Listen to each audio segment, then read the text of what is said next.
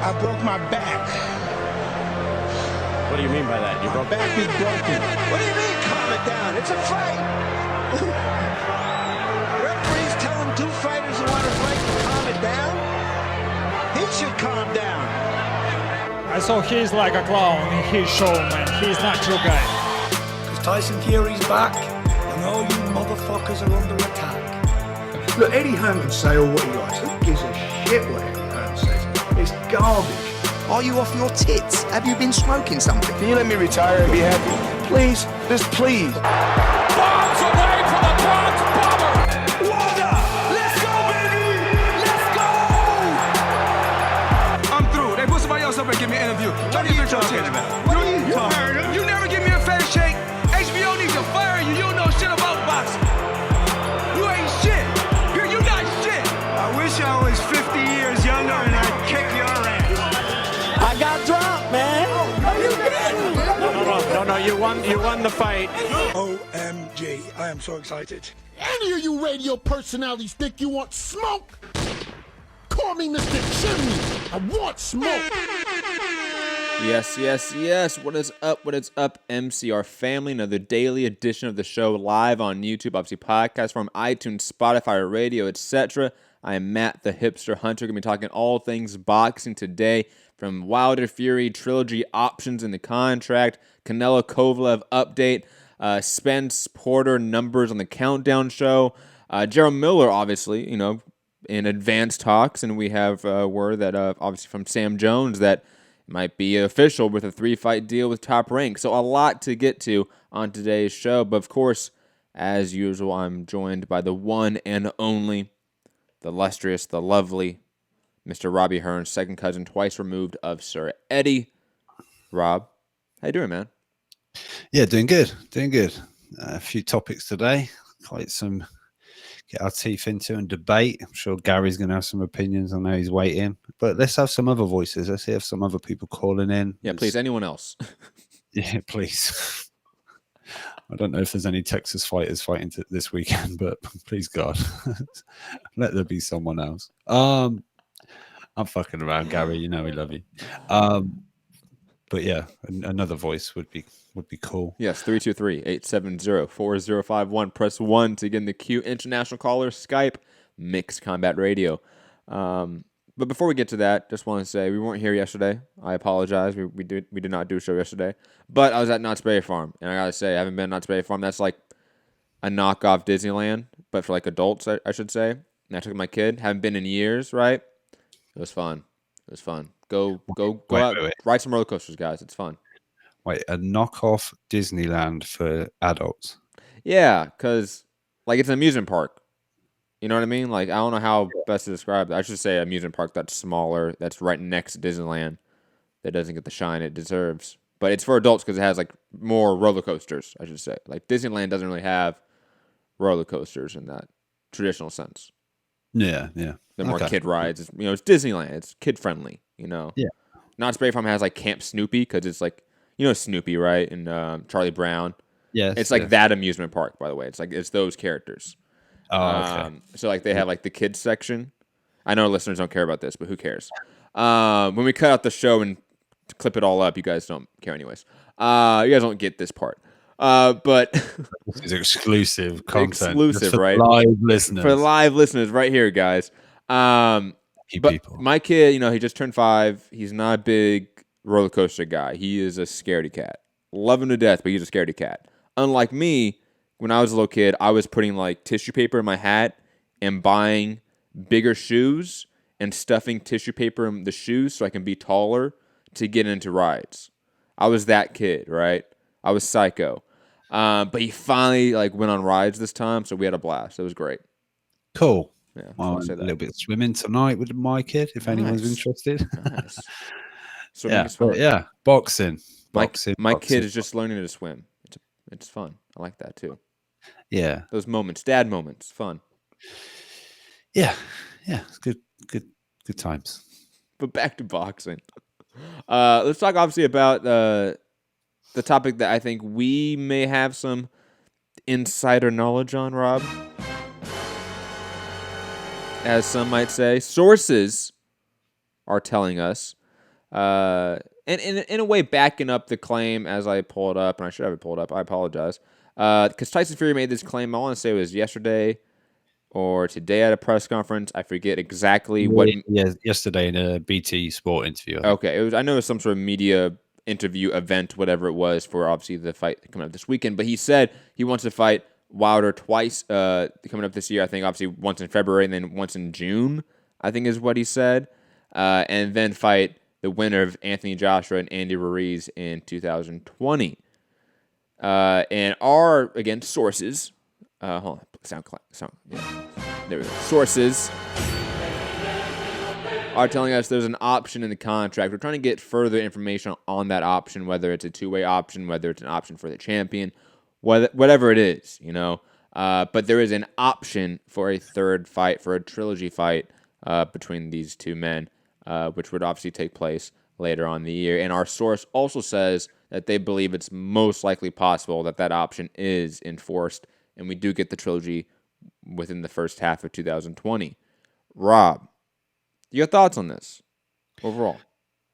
Yeah, I mean, it's interesting. I mean, when Tyson said it, it just got me sort of thinking, like, is that a wish list or is that like, pretty accurate? You know, does Tyson kind of know that this is the only thing that may not be accurate is that it's all within 2020. Because, I mean, while he is fighting, no, he's only fighting twice so far this year. I mean, these top guys don't fight 3 times a year, so I doubt we're going to get two Wilder fights in an AJ fight or Ruiz fight. I doubt it. Yeah, I mean, look, if Joshua wins, that's a messy fight to make. BT, Sky, ESPN, DAZN. Let alone we probably might get a trilogy in of itself with AJ and Andy Ruiz. I mean, that could spill out into next year as well. Possibly, yeah. Easily. Well, yeah, but we'll see. Obviously, mandatories are going to come somewhere in amongst all this, you know. But circling back to the option, are you surprised that there's an option for a trilogy fight?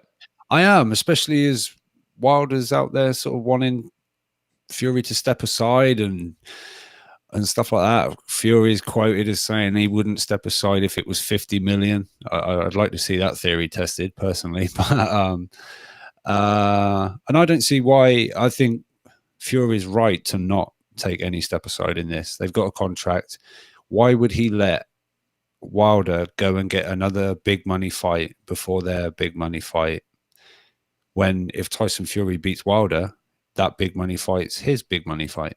You know what I mean? If you know, Wilder Fury outboxes and doesn't happen to hit the canvas through the fight this time, and he gets up and gets a decision or whatever, and say, I don't know, Joshua beats Ruiz in the rematch, Wilder, Joshua and Fury is huge, especially if it was made here, you know, a domestic. That's gigantic, you know, and that would be for the undisputed plus lineal title. So yeah, I don't see why Fury. I mean, what did he say? There's a contract, it's done, and if you know, let's see it through. Otherwise, you got a lawsuit on your ass. Were his words. So, how concrete that is? He said the only way he can get out of it is if he's retires or he's injured and then doesn't return to the ring because of the injury or whatever. So, he says that's you know, it's solid or whatever. But yeah, you know, a trilogy. I don't know. I think they've kind of, you know, in some regard, tied each other up, and almost as if the show's going on without them. If you know, Ruiz is out there with all the bouts, or if Joshua claims those bouts back and they're still locked in with a third fight, possibly. Or I'll be honest, not to cut you off, but I just think regardless of what happened next for both respective big heavyweight fights, right? Ruiz Joshua 2 and Wilder Fury 2. Like, their paths, at least in the short term, are separate. Like, they're on separate trajectories. I think they, in today's age, you really get a hyper sort of fast saga of fights. You know, the days of, you know, a trilogy being spanned throughout a decade for a fighter's career, I feel like is gone. You know, guys that now have trilogy fights or, you know, rematches, they're instant. If they don't happen instant, they almost never happen. It feels like, am I wrong in that? That when guys like Leonard and Hearns and Hagler, when they were fighting each other, but throughout a decade of time, not instantaneously every time. Some cases they did, but not every time. It feels like in today's age, trilogies and rematches happen instantaneously, or at least they have to. Yeah, I know what you mean. I don't know. Look, Fury come under a lot of stick because he had the paperwork under his nose for 5 days apparently, and then made this big money deal with ESPN. He's had a lot of criticism regarding his opponents so far with the ESPN deal, but I don't think in a way, it's not ducking if surely ESPN, this was part of the plan. The Wilder fight, the rematch was kind of, I don't know, the reason of signing Fury, They saw what the first fight was and what attention it got. Not, groundbreaking pay-per-view numbers as such, but decent considering it was both guys' first time on pay-per-view. Knowing that if we let this, good old Bob and his marination, let's marinate, and the second fight, obviously, I think it's going to do a lot better.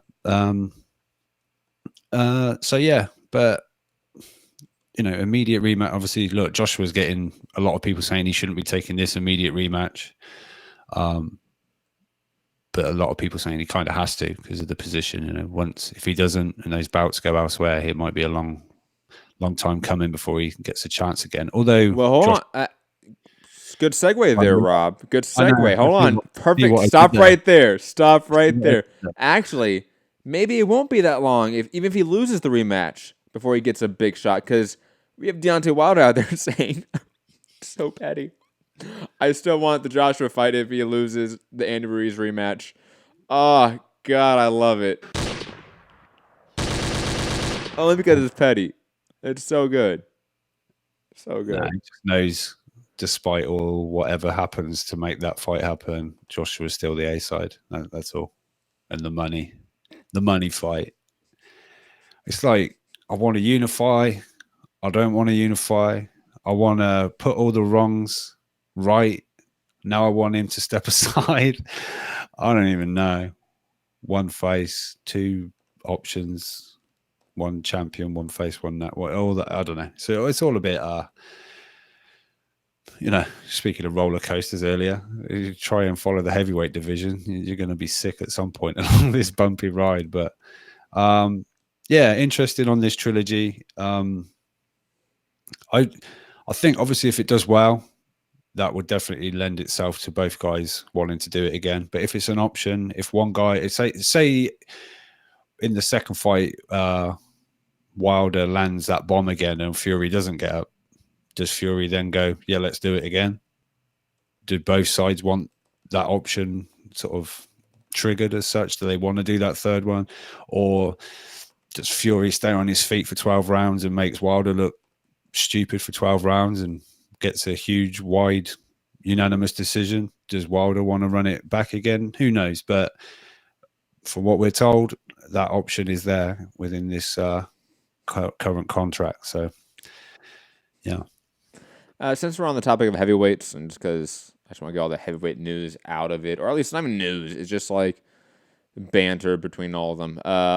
As you know, Rob, I don't know if you know, but you should know because you have Tyson Fury memorabilia behind you. You should get the next signed Lucha Libre mask via Tyson Fury Gypsy King status, right? And Andy Ruiz is not too happy about it. Not too happy at all. And we're bringing back dramatic reading time from Matt because this is a good one, Rob.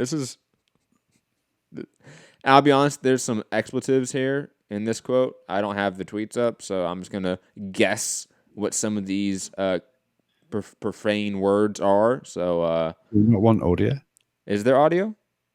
I think Michael Benson. Robert J. Hearns. J. Oh no. Do you want the S? Oh no. My middle name is a J. What's the big issue with that? Huh? My middle name starts with a J. What's the big issue with that?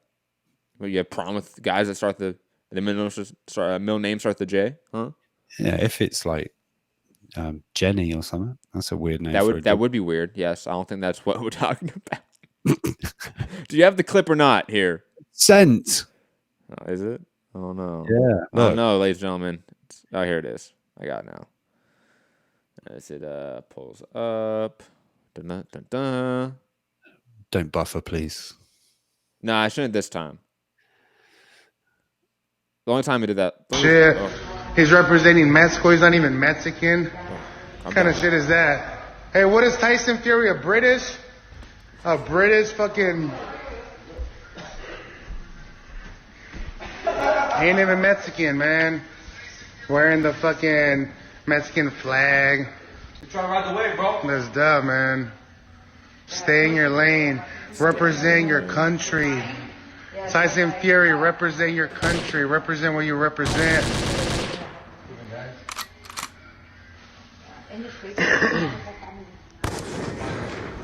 Yeah, good whack. cough. He's cool, man. He's cool. He just needs to stay in his lane. Represent where he's from. Shouldn't be representing another country that he's not even a little close of. Fury's talking shit. Oh, okay. Thank you, Andy. Rob, I'm going to make this point very clear and just attached it to, hold on, where is it? Right here. Shout out to Frank Warren saying that Whalen and Schwartz are, quote, ideal to prepare Fury to Wilder. 2019 has been the year of me fucking hating Tyson Fury. And everything he does makes me just think that this clip, or I should say this audio clip, is so true. Fuck that shit. Fuck boxing. Fuck boxing. So true. I thought you meant Andy's clip. No. But Andy is right, of course, as well. I mean, Tyson should stay in his lane. But then again, Tyson's always been a guy to like attach himself to stuff like this. Like he's always been that guy. Like this is completely in character of Fury. I've seen complete and utter outrage the fact that Fury wore that fucking mask. I'm like, get over it. Jesus Christ. It's Mexican fucking thing. He's not doing it out of disrespect. What about Floyd wearing the sombrero? Ricky Hatton. But no. What do you talk? Dude, Floyd did that to make Mexicans upset. Yeah, maybe he did, but I don't. That's what I'm saying. I don't think Fury is doing this to piss people off. No. Here's the thing. To endear himself to the. No. Fury's not a type of guy to endear himself. He's a clown, bro. Like he's a guy that when we look at him, we think he's a joke. When he does shit like this, he's a joke. Where was all the American outrage that he was wearing stars and stripes? I think there was. No, there wasn't. Everyone lapped that up. Like, oh my god! What do you mean everyone lapped that up? People were like, "This is bullshit. This is stupid." First off, the costume looked like he bought it from like a Halloween store for $20.99. Okay. Secondly, no, people were like, "Nah, this is corny. This is lame." Nobody thought that was cool. How dare he? How dare he? This is represent your own culture. Don't be coming at our. I definitely saw people online say that about the American flag Apollo Creed outfit. Definitely saw that. ESPN didn't do that, of course. ESPN lapped it up, just like they made him a lineal suit, whatever that means, and all that shit. Nah, like, of course that is, but he would have been naked if it was a lineal suit, man. Just like the lineal belt that he holds. Fury's the court jester of the heavyweight division. Yeah, he's fine. He's just having fun. I don't know what the big deal is. I don't he's get a it. Clown. He's Prograis wore a Union jacket at the press conference. I wasn't there going, "Get that off, you fucking..." Like, whatever. It's a fucking... I don't know. Well, first off, that's not what Andy's really talking about fully. And secondly, did you hear his guy in the back? He's trying to ride the wave. and secondly, Matthew was saying, Matt, nobody was offended, though. Nobody's really offended, per se, but I don't think anyone's thinking this is, like, cool. You know what I mean? Like, no one's going out and watching Fury do a shadow boxing routine in a Lucha Libre mask going, "Oh, man, I'm psyched for this guy now." No one's saying that. Just like no one was saying that when he dressed up like Apollo Creed and tried to dance around. Everyone's going like, "Who is this guy?" Living in America. Like, he's a clown, bro. Like, he's a complete clown. This year, his career, everything about him has been clownish. All right. I just don't see what the outrage is. I'm not. Again, I'm not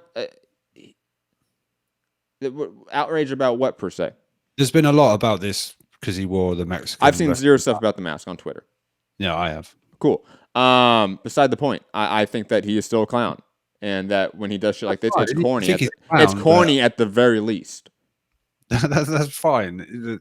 There's definitely corn attached to quite a lot of stuff. It's the same thing, almost to this degree, but not in the same way as that. Like, you have like the appropriation factor, but like when Demetrius Andrade dressed up as like a patriot, like a revolutionary patriot, for the Billy Joe Saunders press conference, remember that?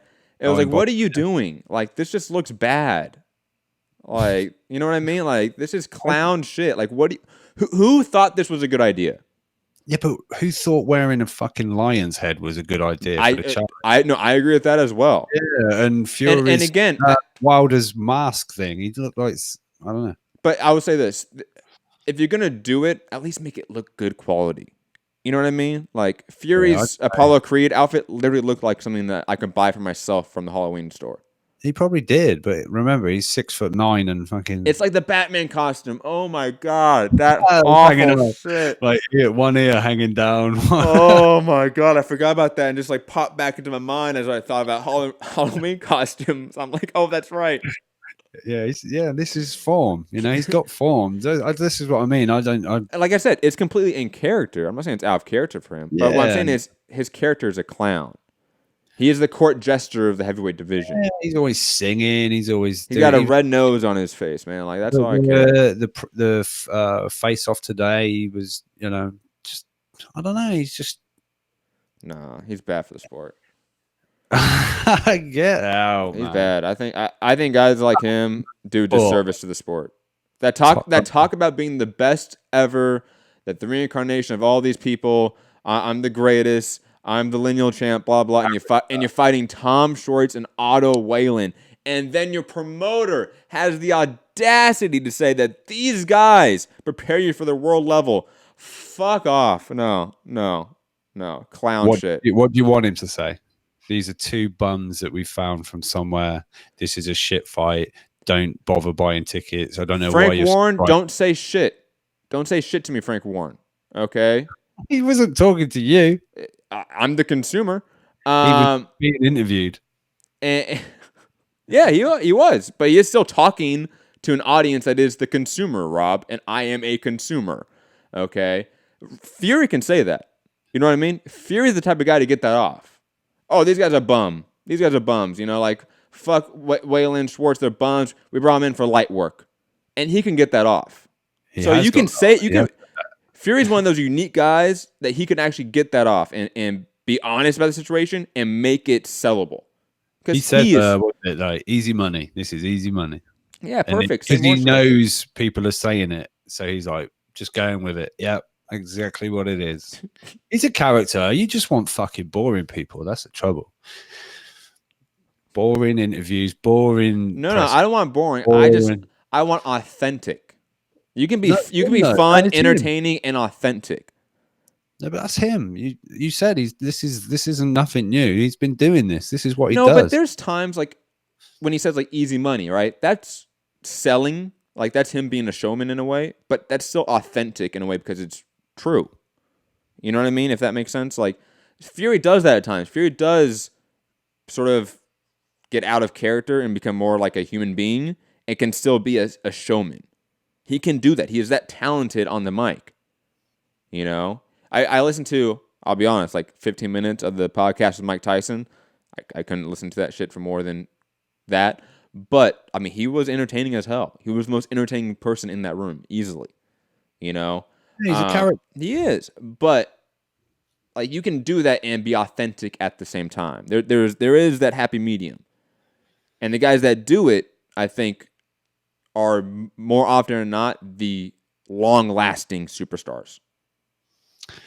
But that's all I gotta say. Each to their own. I'm not here saying, "Oh, isn't it fantastic?" Look, no, I know that. He loved it. He was wearing a Mexican mask, but I'm not thinking he's disrespecting Mexican people. I'm not here saying, "Oh my God, he's fucking corny as hell." I'm just like, that's Fury. That's what he's like. Always singing, fucking around, goofing around. So I think sometimes, like the class clown, we'll get a laugh, we'll get a laugh, we'll get a laugh, and then all of a sudden, yeah, all right, it's getting a bit, and then you sort of get to the point of like, yeah, it's a bit much now, and then something that, oh, that's funny, yeah. So I don't know, you encourage it, it makes it worse, right? I'll put it this way, Dwayne in the chat saying, can we all just agree that wearing costumes in boxing is lame? Yes, at the very least. Don't wear costumes. You can sell a fight without wearing costumes. That goes across the board. Please. No more. I don't want to see anybody with a gladiator helmet from the movie Gladiator with Russell Crowe ever again in my life. I don't want to see the mask from Silence of the Lambs ever again. Like, I don't care about that. I want to see the mask from The Mask. If you're going to wear costumes or if you're going to do any sort of routine, it has to be like Prince Nassim. And you have to you have to have moves like him. It has to be a dance number. And again, you have to be good at it. Yeah. You know, but also remember, you don't want to go too far the other way, because if you go to a fight without a T-shirt on as you walk to the ring, you're going to lose. Wait, what? No, don't worry. Am I forgetting a joke? Throwback. Nikosi Solomon lost his debut. Oh, that's right. I forgot about that. You know why? Because has he fought since? I don't know, but exactly. Maybe he hasn't got a T-shirt to walk down with yet. Moving on, though, unless you have anything else to say about the heavyweight division. Oh, wait, we forgot to talk about Joe Miller. What happened to that? I had it up. Here we go. Totally forgot to talk about that shit. Joe Miller is in advanced negotiation top rank for multi-fight deal. Not sources. Sam Jones via IFL, right? I was mixing up topics there. Sam Jones went to IFL and said Sam Jones is the manager of Joe Joyce. Said that the deal with Top Rank is signed, sealed, and delivered for Joe Miller. Yeah, he said 3 year, but I don't know if he meant 3 fight. But like we were sort of talking about it could be years, but I don't know. That seems, I don't know, long. But like I told you before the show started, it could be a 3 year or a 3 fight deal. It could be one of those that's possible, whichever one comes first. But Miller, Big Baby, sort of signing a Top Rank deal, or at least at the very least in advanced negotiations with Top Rank for a deal. Rob, are we surprised at this at all? I would say I'm not, off the rip. No, look, someone was going to do it. He was going to land somewhere. Absolutely. Obviously, I don't think DAZN were interested in going back there. So it was going to happen. I've seen people saying, "Oh, look, Wilder Fury's not going to happen. It's going to be Fury Miller," and he's been brought in to fight Fury. Maybe he is at some point, but I don't think he don't even want to fight Joyce yet without a fucking tune-up. So he's not going straight in with Tyson Fury. He had a very severe case of pediatritis. Okay. And that's why he was off for 6 months. Yeah, you can get an injection for that, right?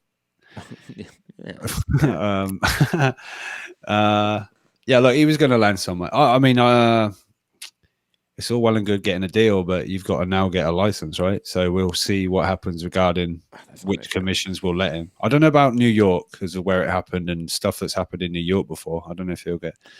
Here's what. Look, I'm telling you right now. I will get one. I'm not. Look, Gary is your new Texas boy. He will get one in New York too. This is what happens when you fail a test and you try to get a license back. You have to pass a test, and then you get a license back. That's usually all that it takes. Yeah. Here, go pass a piss test, we give you a license. Trust me, because I've followed PED cases for a while now. That is what it takes. Okay, so he's going to get off scot-free in terms of licensing. That's not going to be an issue. Same, even in the UK. I mean, I know people don't like me saying that, but guys, Tyson Fury, Dylan White, Povetkin, like you go down the list of people in the heavyweight division that have popped and are still fighting in the UK. It's not an issue, guys. It fundamentally is not the issue. There's no 3 strikes, you're out policy in any commission. In any. Yeah. So him getting a deal, him getting a license, not surprising. On top of that, when he was first linked to Tyson Fury a month or so ago, Yeah. give or take. I think that was a sign that, hey, there's a path line of dialogue here between these two camps to rehabilitate him. He was at the Schwartz fight, right? Yes. And the little reports came out that he and Bob Arum had a meeting then. That got played down, saying, no, we just bumped into each other and blah, blah, blah. But here we are. Yep. At the next Fury fight, and it looks like and I think the reason why it died down is because it did actually receive some heat. Like, a lot of the boxing public kind of was very vocal against the idea of a rehabilitated Big Baby Miller at that point. But a month later, 2 months later, boom, we're right back in it. No big deal. Because, hey, we have a very short-term memory span in this. It was a bit raw, I guess, still, the fact. Yeah, well, I've seen when the Joe Joyce stuff come out, people were instantly like, this is a disgrace, giving Sam Jones a bunch of shit. He said, look, if we don't fight him, someone else is going to fight him. He said, and he started listing, what if we got offered the Povetkin fight, we wouldn't fight because he's failed in the past. I could go on and on. He said he was listing heavyweights. But he said, look, if we don't fight him, someone else is going to fight him. It's, don't get me wrong. I think all drug cheats should be banned and throw the book at them, this, that, and the other. But that's not how this sport works. But I've seen tons giving him, loads of stick for it. You giving him a path back into this, that, and the other. And next thing, I've seen others saying, oh, I can't wait to see that fight. And they're getting grief because, I really love that fight. And then people are saying, what, you'd allow him back in? It's like, give it a week, you'll forget as well. Or, we tend to just be like, oh, he's a joke, whatever. And here's I've talked about this before. Like, to treat any of this like by a case basis is just wrong. Like, to get all up in arms at Sam Jones, right, at Frank Warren, or at whoever, when it comes to a guy like Big Baby Miller coming back into the fold, back into the sport with open arms, you're not tackling the issue at all. You're not arguing at it. You're not yelling at it. You're not. You're arguing at people that are within a systemic issue right now, within a systemic problem, which is PD regulation and how it's handled. If you want that to be fixed, you have to battle it at a structural level. You have to battle it at the WADA level, at the USADA level, at the VADA level, at the commission level. That's where you battle this conversation out, fans. Like, you don't go at Sam Jones on Twitter and say, how dare you give Big Baby Miller a chance back in the sport? That's fundamentally not how you fix the issue. If your opinion is that all drug cheats should be banned for life, then you need to start adding the commissions, the regulatory bodies, because they are the ones that would make it a structural thing where that is the norm, if that's what you want. Or if you're more like me, that thinks PD regulation as a whole is just completely misguided in terms of who it's aimed at, then again, argue at the structure, argue at the regulation in its entirety, in its corporations, and how it's formed, both from a collection agency standpoint, a la VADA, USADA, WADA, and from a commissional standpoint, a la the ABC in the U.S., which is the New York Commission, California, New Jersey, all the commissions here, state commissions combined. And then you have the British Boxing Board of Control in the UK, and you have the sort of respective ones throughout every individual country. That's where you have to battle this out. The Saudi Arabian Commission, that one. Yep, the great Saudi Arabian Boxing Commission. Like, that is where you're going to have these changes to where people think that, like, things get done, like a progressive wave to the sport hits where, like, PD changes or PD regulation changes. Again, arguing at Sam Jones and managers and or promoters isn't going to change that. Look, Bob Arum, was it on Chris Mannix when him and Eddie, I think it was during Hooker Ramirez fight week, they done a sit down with Mannix and sort of VADA testing came up. And I think Bob was on board with the idea of, like, the networks getting involved as far as paying a certain percentage of VADA testing. I think we talked about this, or I talked about it. And Bob was like, yeah, maybe that's something where we could, more testing can be done throughout a card rather than maybe the main event, or try to bring it. But I think you're just chasing your tail, to be honest. With all, I don't know, cycling off, and some fighters not fighting for another 5 months, when as soon as they finish one fight they could do something, and by the time the next camp comes around they're clean, but they're getting the benefit. I think, I don't know, you've got to get this right at the almost where are they getting the drugs from. You got the manufacturers, the production companies that are making it, because a lot of them hide in plain sight. The documentary on Netflix called Icarus, for those that want to check it out, highly recommend it. It's a deep dive on I want to say from a few years back, obviously, but from when Russia had its big doping scandal. It's a deep dive into that side of it. But that is, analogous to even our sport in a way. So definitely go and watch that documentary if you want a further grasp on it. Also, I will keep saying this in terms of a YouTube video to see. Sorry, Rob. Luke Thomas did an interview with Paul Demio of the University of Sterling. Great professor, great knowledge when it comes to PD regulation. And they covered a lot of it from the combat sports side of it as well. So again, Luke Thomas, Paul Demio, type that in on YouTube. You're going to find a really good interview.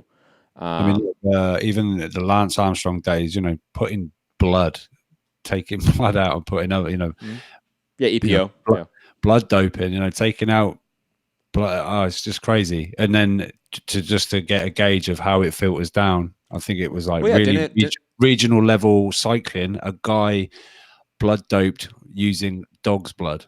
Didn't Miller? One of Miller's was EPO, wasn't it? Yeah. Yes. Good times. Dwayne, speaking of drug sheets, any news on White's B sample? I think Eddie's been mentioned several times or quoted several times saying that sometime in October they're expecting some resolution, something. And Eddie said, "I know how that's going to go." Cool. So very confident of it being all good. But you know what it's going to be? It's going to be just like Tyson Fury, where it's like, hey, like the process for the hearing and everything took a year and a half. So we're just going to say that process was your suspension. Do not be surprised, ladies and gentlemen, if we hear a 6-month suspension and into sort of a retroactive suspension to the process of the hearing. That's just what, hey, knock on wood, that's my guess. That's my prediction. Yeah, maybe.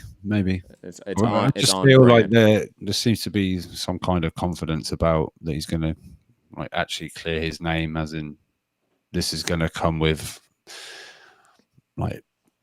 facts and knowledge behind what it was. But who knows? It's going to be above my head. And to be honest, it doesn't matter what that report says, because it's done now, as far as I think most people are concerned. The same guy saying this, ladies and gentlemen, was really hyped on Marcellus Wilder getting popped. Just want to point that out.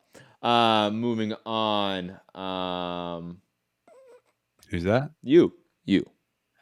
I was hyped on him getting popped? Yeah. Was I? Yeah, you were giddy. I use that word specifically, too. Giddy.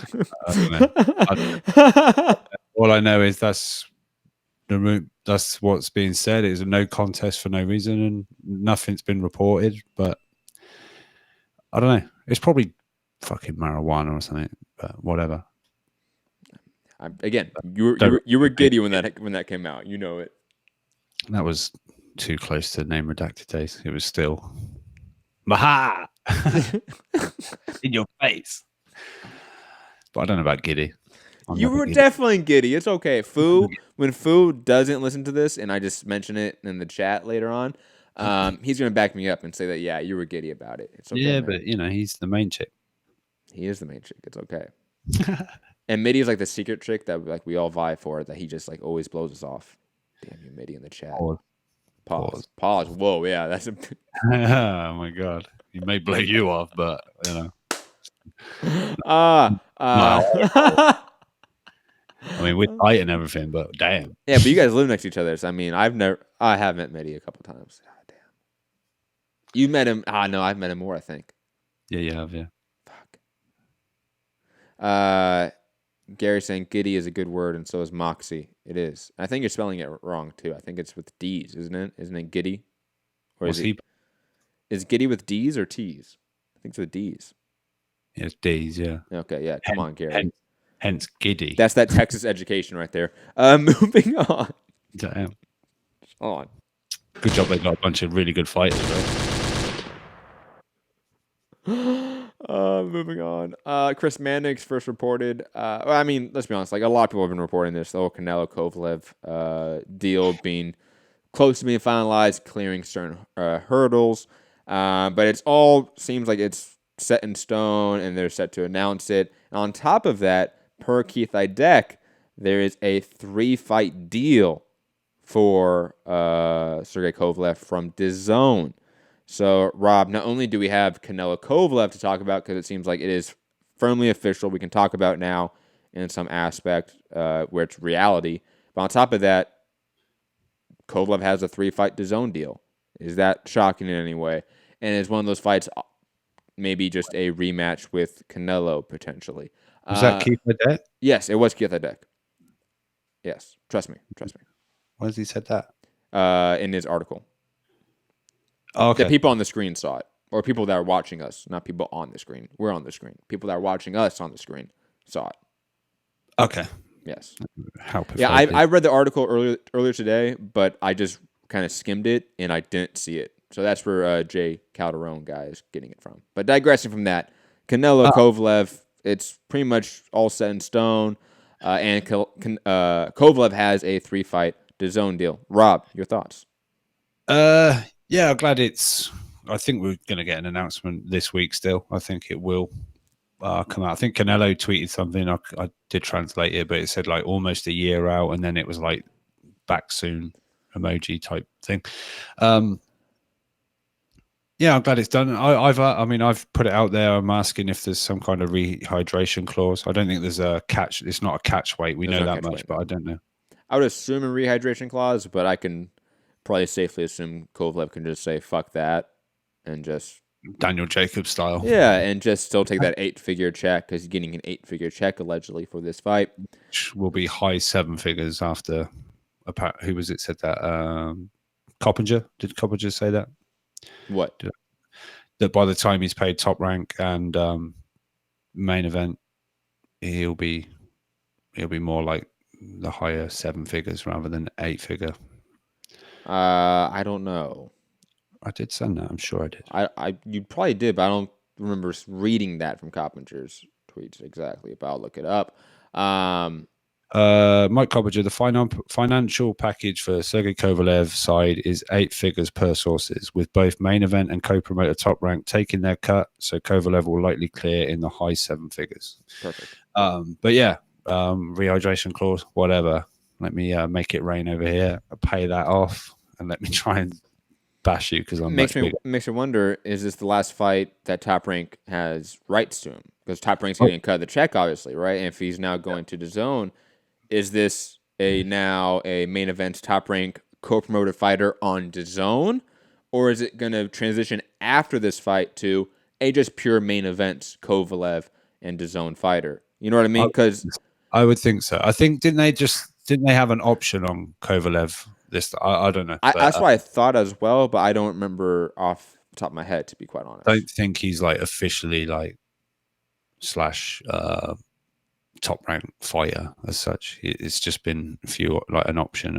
Or I think I'm not sure. I'm not entirely sure, but yeah, I think Dmitry Bivol is going to be thrown in the mix as far as Kovalev. That's part of the. Though he's still he's main event guy. So yeah, I would assume that. Sorry, Kathy Duva added him to the deal to swing the pot. Yeah, look, Bivol is a network free agent, so he's going to, I guess, come and go. So. Well, no. But my point is that he's a main events guy. He's a network free agent, but he's not a promoter free agent. No. So my point is that if main events is over here trying to get a Kovalev deal for Canelo, and on top of that trying to get him a DAZN deal, I would then probably just guess here, again, it's guesswork here, that they try to attach some of their bigger main events names, and right now they really don't have any other than Bivol to a DAZN deal of some sort. So I wouldn't be surprised if almost simultaneously when we hear the announcement of a Canelo-Kovalev fight, press, all that stuff is announced, right? We get the poster. We then hear relatively right after that, Bivol signing with DAZN. Yeah, but we had the welcome to the team, Dmitry Bivol, and then he left. Went the other way. But now we have Kovalev going back. So I don't know. I don't know what's happening here with the light heavyweight division. Every month it changes from whether DAZN has like a pseudo monopsony on the division or if ESPN does. But right now it seems like if DAZN can get Kovalev and Bivol, it's a huge grab for them. Where it then divides the division up, and you have Better Beef and Vajic on one side who are fighting later on this year, and Kovalev and potentially, and I'm assuming, Bivol on one side over here. And God knows if Canelo comes in and beats both of them up. Who knows? Yeah, I mean, look, and obviously Matchroom and Top Rank have done some business recently, and maybe we can get a unification between the two again, just like Hooker Ramirez and things like that. So, yeah. Matthew D'Souza saying, Matt, what do you make of the fight clashing with the big UFC Fight Night? I already talked about that on another video. I clipped it out for you. So go to our main YouTube page. Just go to the boxing playlist. Should be right around there. But just scroll down. You should find it, and you can get my take. And also Anthony Walker from Sharedar.com, his take about it as well. But Rob, I don't think I got your take about that, actually. Oh, well, we did talk about it because I said, is it going to clash as in time because one's on the East Coast, one's on the West Coast kind of thing? Yeah, but I don't think you ever really give an opinion about what would be, win out. I'm not going to watch the Nate Diaz fight. No, I know you. But I'm talking about, in the U.S., if you had to guess, which one's going to get the bigger pop, so to speak? Which one's going to get bigger traction online? What's going to get... Because it's kind of hard to compare pay-per-view buys on a streaming app compared to just straight views on a streaming app. It's really hard to do that. So I don't know, are we going to compare straight just DAZN views to pay-per-view buys? But what do you think sort of wins out? What do you think is the bigger event that night, so to speak, in the U.S.? Again, I would say Kovalev is a bigger name in America than Jacobs was. And we heard, no? I don't know. I mean, I think I do. I think it's Kovalev is a more known. I think it's arguable. I'll put it this way. Nah. I think this. I'll put it this way. Kovalev in his prime on HBO obviously did better numbers than Daniel Jacobs, right? Can we agree on that? Say again. Sorry, I was laughing at Gary. I agree that Kovalev in his prime on HBO did great numbers. He did really good numbers on HBO back in the day, right? Compared to Jacobs when he had his HBO run, which was kind of lackluster, let's be honest, right? However, when we've seen them in pay-per-view, they've done kind of around the same numbers. Kovalev had 2 pay-per-view fights with Andre Ward. Both did around 165,000 buys. And similar, Triple G Jacobs did actually, I think, right around that same number, if not maybe a little bit higher. So I don't know, to be quite honest. And if they're the B side in a big fight, I think they don't produce that much, to be quite honest. You know what I'm saying? What have been some of Kovalev's ESPN numbers? Has he been on regular ESPN? Yeah, I think the first Eddie Alvarez fight was ESPN, but I don't think it did amazing numbers. I think he traditionally has done less numbers now post-Ward than he did pre-Ward. I think because of the public perception of him, honestly. And just the push of him. You got to admit on that point. HBO pushed Triple G and Kovalev like they were the 2 biggest stars for a few years. And then Kovalev lost 2 fights. He didn't get a push anymore. I would say, personally, I feel Kovalev is a little bigger in sort of than name Jacobs. Than Jacobs. Again, it's arguable. It is. Yeah, so, and we know that done apparently 600,000 US views. Yes, views. I mean, I'm not up to date. I don't know UFC pay-per-view numbers. I don't know quite. Well, I know Diaz is a draw, like, for people to watch. So but Canelo's a draw for people to watch. It's just, I think DAZN is getting a little bit more traction now with Joshua Ruiz. What happened there? I believe as much as you might not want to like it, it may get a little push as well once this KSI Logan Paul press conference and things like that starts. People are more aware of that. I don't know whether that audience are going to be like, oh, so what's on this? Who's this Canelo fellow? I don't think that's going to maybe help. But I think DAZN is getting more. I don't think. I think DAZN is getting a little bit more. People are becoming more aware of DAZN. Look, it's even got its own button on the new Amazon Fire Stick, right? Woohoo! No, that's something, right? That's as much as it's like whoop-de-doo or wow. It is a little, not a victory, but it's kind of like, look, we got a fucking button on Amazon Fire Stick. What was it? Netflix, something else. DAZN's got their own DAZN button, which is, I think that's pretty cool. I think that's I don't think, like I said, I'm not saying it's groundbreaking. And look, they must have 10 million subscribers now in America. I'm not going down that road, but I think that's pretty neat and pretty cool. But I think.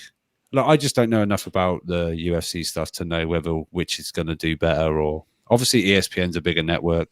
I just don't know what pay-per-view numbers are, quite what these guys draw. Who's he fighting? Masvidal. That's the one that done the big flying knee knockout. Yeah, that went viral. Yeah, so I don't know. I can't really answer your question because I don't know what sort of figures and numbers. And I keep seeing that Jedi Goodman guy saying what the prelims done and what they've done every month, and sometimes they're up, they're down. I really don't know what it. Yeah, prelims is not a good translator because post prelim. No, they're just prelims. They're just prelims. There's no postlims. They're just prelims. I thought Anthony Walker done it. There was another. It was like the prelims or something. Well, you have like traditionally speaking, you have like a UFC Fight Pass portion of the prelims, so that's like a 2 fights, and then you go to ESPN Plus prelims, but it's still prelims. Can't it just be in one fucking place? It's so confusing. Because UFC Fight Pass used to be like what the UFC wanted DAZN to be for combat sports. Like that was the intent at one point. God, 10 years ago now. But digressing, it's hard to tell about the pay-per-view model for the UFC because it changed, right? Like it used to be, you had cable providers be the distributors, right? You had DirecTV, Dish, you had your cable box. You go on your remote, open up your cable box, go to guide, and go to the pay-per-view channel and find that pay-per-view and buy it. You can't do that anymore. You now need an ESPN Plus subscription, and obviously you need some sort of smart device to stream it. And that has brought the pay-per-view numbers down drastically this year.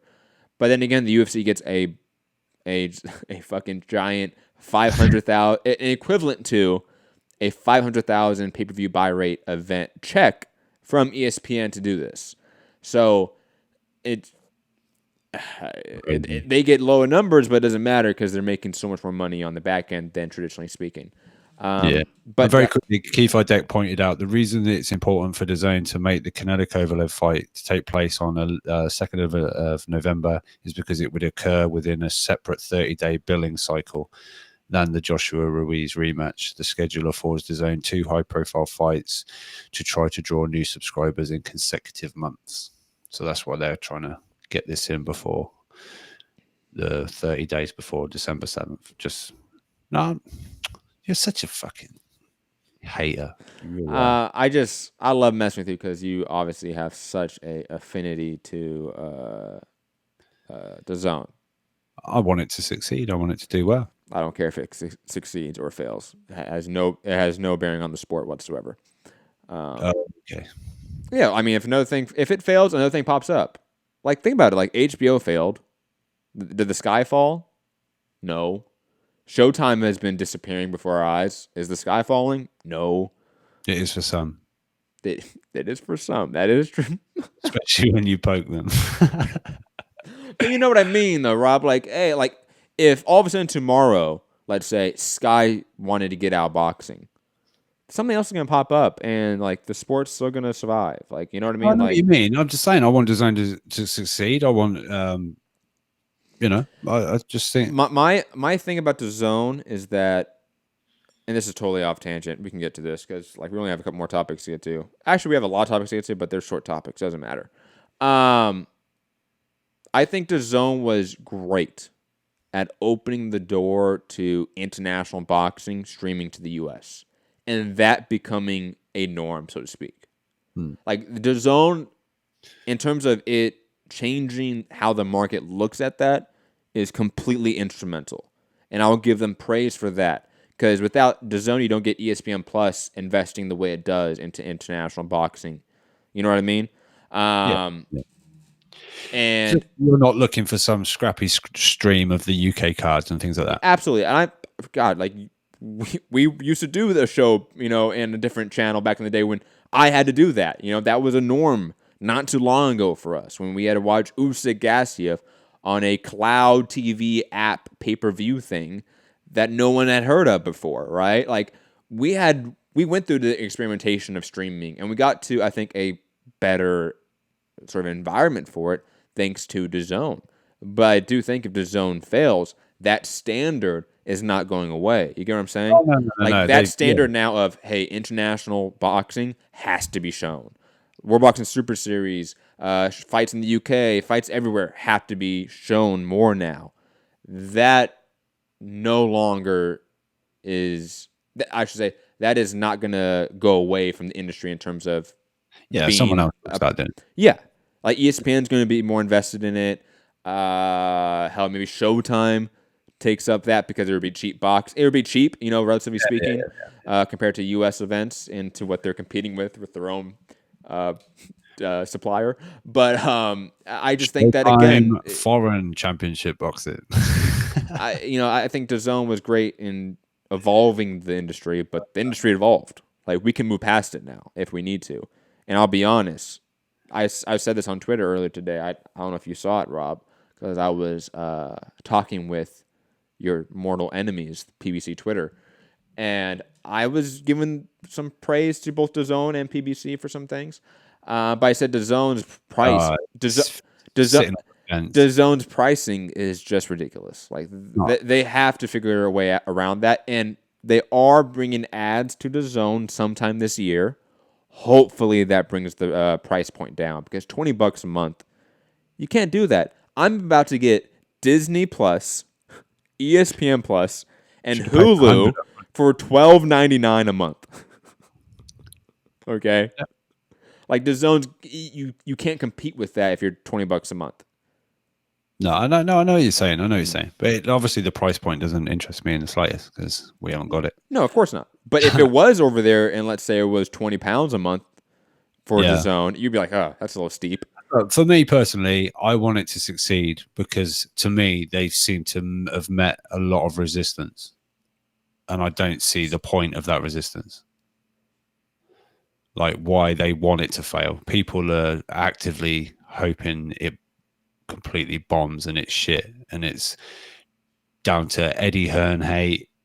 I don't know. I just feel like it seems to be a bit cutting your nose off to spite your face. Quickly, Jason, you know if the year passed? No, of course I do. And first I was grandfathered in, obviously. But, I mean, for the casual fan that, let's say, is going to watch the Canelo fight, or the mom or dad that unfortunately is going to have to pay for DAZN for their little kid to watch KSI Logan Paul, that's $20 a month off the rip. They're not going to just buy a year because they don't know what it is yet. Like if you're buying a new content, new product, you usually don't buy the yearly service till you know what it is first. I would say that's me personally. Yeah. But yeah, I do like the year password, but that's beside the point. But to your point about like the hate for it, because I'm not really going to defend, let's say, the extreme side of it. I do think like that's just like sometimes it is just egregious, but there is legitimate points that DAZN has a lot of great fights that aren't really getting seen by the audience that should be seeing it. Also, out of pure like ridiculous sort of, I don't know, unwillingness to like get it. No, not that. They're not talking about, when people say that point, they're not talking about boxing fans. You understand that, right? They're talking about casual sporting fans that aren't going to stumble upon DAZN.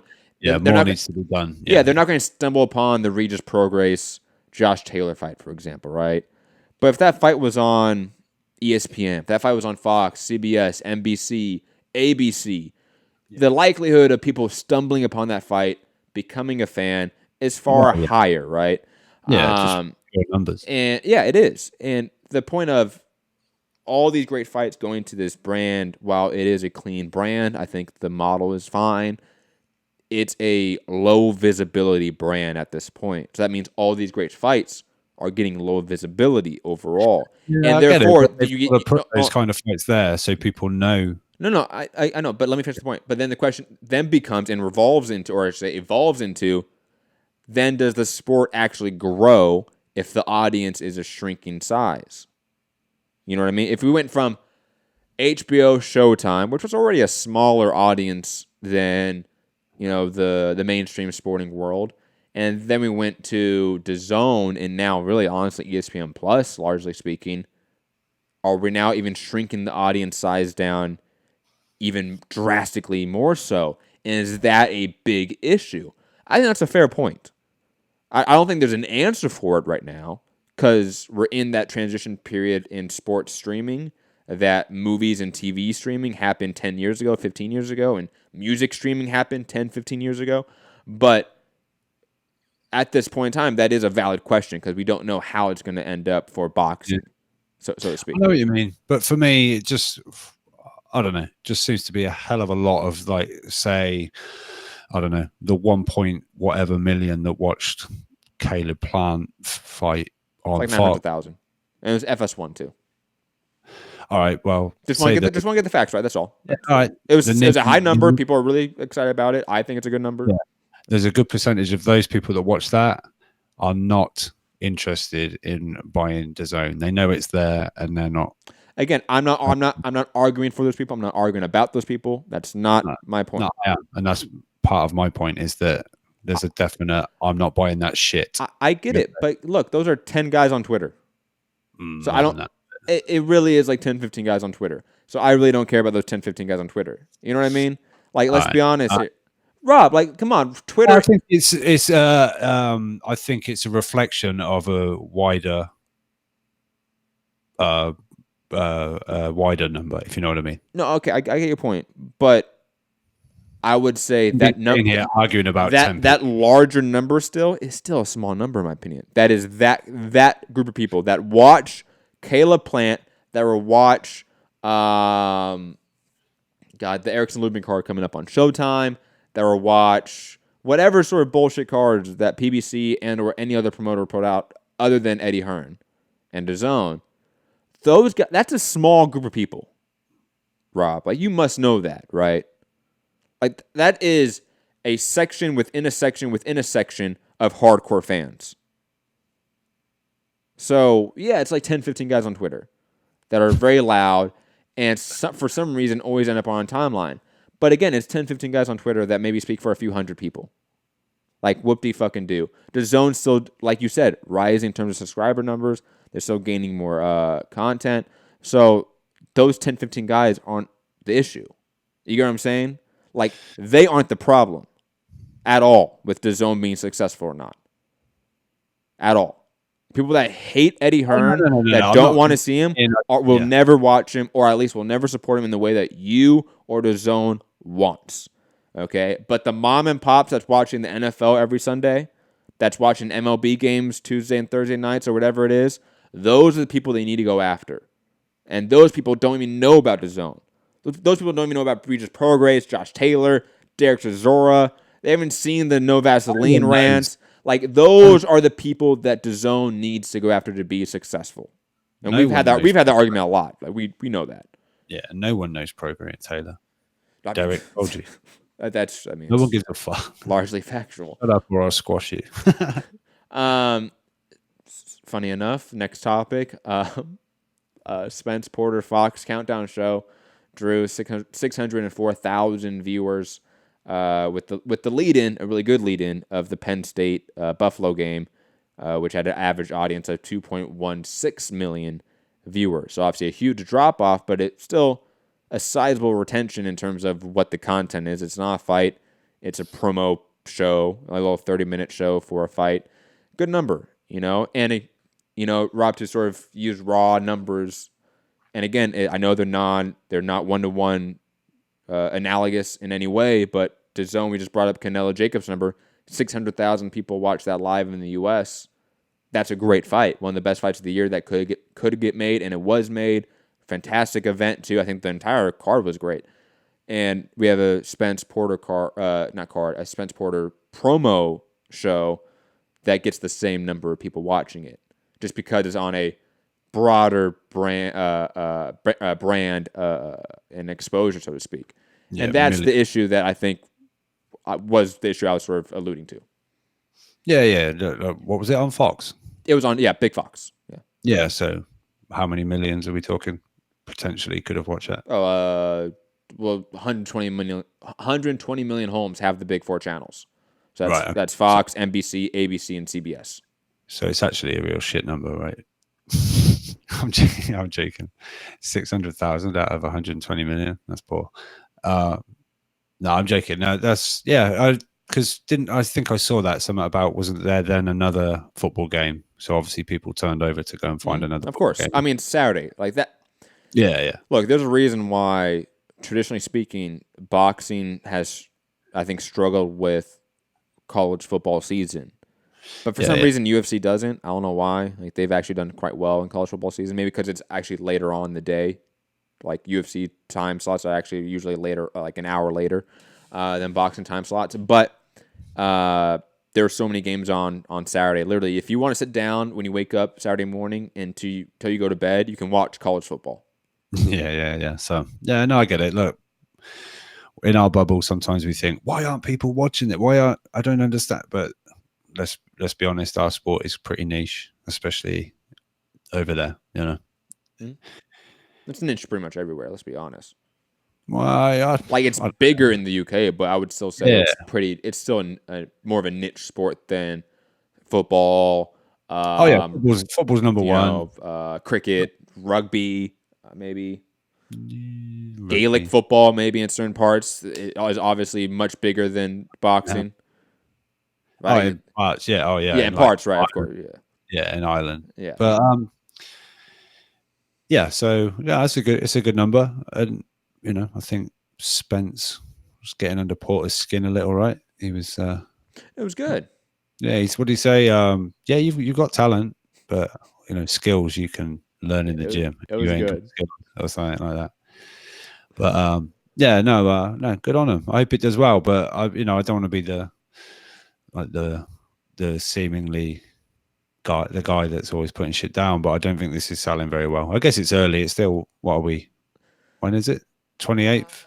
Yeah, I mean we're still a couple weeks out. It's in this one's in the Barclays, right? Staples Center. Oh, Staples, right? That's right. I might get credentialed for it. Still waiting on that. I wish they didn't only do a week out advance notice. That's so stupid. I don't get why they do that now. But digressing, LA is going to be a tough town for this fight. I think that's totally. I mean, LA is a tough town for big fights, period. Especially if you're doing the Staples Center. I've always think that's a really hard venue for big fights. The Forum, even the Honda Center are better venues overall for combat sports. They're smaller venues overall. That's why it makes it easier to sell.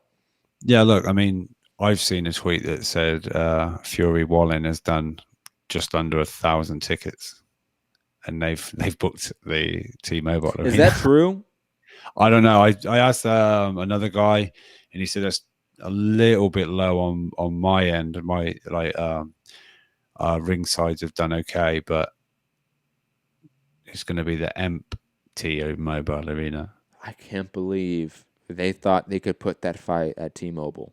That still is one of the most shocking venue choices of the last decade, I feel like. Tyson Fury versus Otto Wallin, T-Mobile Arena in Las Vegas, 25,000 seater. Holiday, Fever. Oh my God. Gypsy King. So fucking stupid. Moving on though, Canelo-Charlo sort of prematurely, I think, announcing the date of his next fight with Tony Harrison to December 21st on IG is when he announced it. Is the fight. Rob, we don't know a venue or a network for this fight. At least we know that the rematch is happening. That's a good thing. Any guess where we're going to get this fight? What network? Because right now it's not lined up with any of the big shows already sort of penciled in or rumored to be in the making, right? Like, I feel like this is going to be its own show, almost. I'll go with the safe bet that it's Fox pay-per-view. No, not pay-per-view. I'm joking. That'd be bad. But, PBC on Fox, I think, rather than Showtime. I don't know what's going on. I think Showtime are going to obviously land Wilder. Yes. And that's the other half of their budget gone. Well, I think they're for sure getting the October, November, and December fights, right? They're getting one fight card each month from PBC. Obviously, you have the Erickson Lubin card in October, which is on the 26th, which is on that gigantic blockbuster day. You have the November, trying to remember what date they've been talking about for Wilder Ortiz, 9th, for that Showtime pay-per-view. 23rd, November 23rd. 23rd. And then you were going to have a December card, obviously, for Showtime as well. Whether that is going to be Jamal Charlo, Dennis Hogan, or Jamel Charlo, Tony Harrison, I think is probably the distinction or the pick that is happening right now, right? Double header on Fox, and then Showtime gets nothing. I don't know. That'd be rough. Oof. But where and I don't know. The Barclays haven't had a fight for a while, right? What's been at the Barclays? I just thought they had like a big PBC deal. Yeah, but I don't quote me on this, but I saw someone say this. I didn't verify it, so shoot me on that, guys. But Brett Yormark, right, our good friend Brett Yormark, right, sits at the head of the Barclays Center and WBC, Board of Governors or whatever, and the Supreme Council, and obviously one of the head of Heyman Sports LLC. I heard that he's no longer at the Barclays Center, so yeah, I don't know if maybe some people left and no longer that relationship is there anymore. I don't know. Purely spitballing here, but I saw somewhere that Brett Yormark is no longer with the Barclays Center. I don't know if that's true or not. Because again, I did not verify it, but I saw that somewhere. Does that mean the deal doesn't stand? How long was said deal? Or I don't know, but I don't know what. Hey, it's PBC deals, man. Was it even a deal? Well, what is a deal, right? Did they get backroom sort of dates as well? You know, you get your main date, and there's some like back end dates. Who knows? I don't know, but yeah, I did see something along those lines that Brett Yormark is. Okay, I'm glad I wasn't imagining that then. But moving on though, because I think one of the Charlos is going to go to Fox, one of the Charlos is going to go to Showtime. That's my gut feeling on that one. Or one of them is going to be on the Wilder undercard. That's another distinct possibility. That not Jamel, but maybe Jamal Charlo could be on that. Wilder. On Wilder's undercard, I've got a feeling you're going to see the return of Chris Eubank Jr. on that card. I also wouldn't mind Leo Santa Cruz and Gary Russell making some sort of fight this year. Not necessarily with each other, because I know that's not happening. I've given up on that because Leo doesn't want that work. No, Gary's fought this year. Gary's fought this year. Let's not go crazy.